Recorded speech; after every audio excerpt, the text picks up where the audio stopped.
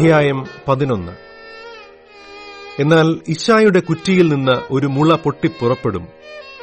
അവന്റെ വേരുകളിൽ നിന്നുള്ള ഒരു കൊമ്പ് ഫലം കായ്ക്കും.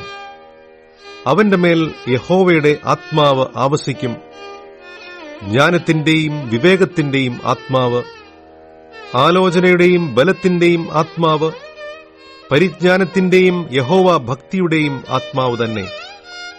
അവന്റെ പ്രമോദം യഹോവ ഭക്തിയിലായിരിക്കും. അവൻ കണ്ണുകൊണ്ട് കാണുന്നതുപോലെ ന്യായപാലനം ചെയ്യുകയില്ല, ചെവികൊണ്ട് കേൾക്കുന്നതുപോലെ വിധിക്കുകയുമില്ല.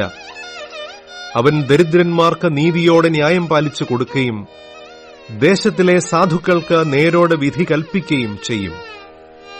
തന്റെ വായ എന്ന വടികൊണ്ട് അവൻ ഭൂമിയെ അടിക്കും, തന്റെ അധരങ്ങളുടെ ശ്വാസം കൊണ്ട് ദുഷ്ടനെ കൊല്ലും.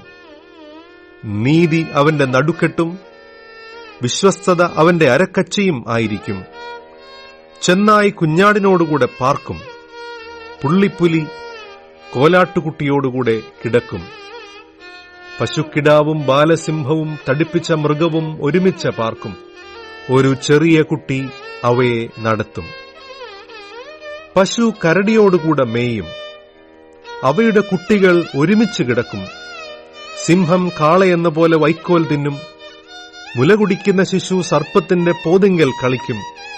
മുലകുടി മാറിയ പൈതൽ അണലിയുടെ പൊത്തിൽ കൈയിടും.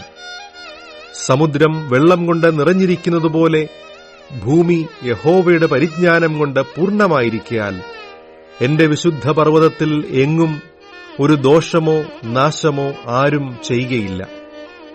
അന്നാളിൽ വംശങ്ങൾക്ക് കൊടിയായി നിൽക്കുന്ന ഇശ്ശായി വേരായവനെ ജാതികൾ അന്വേഷിച്ചു വരും. അവന്റെ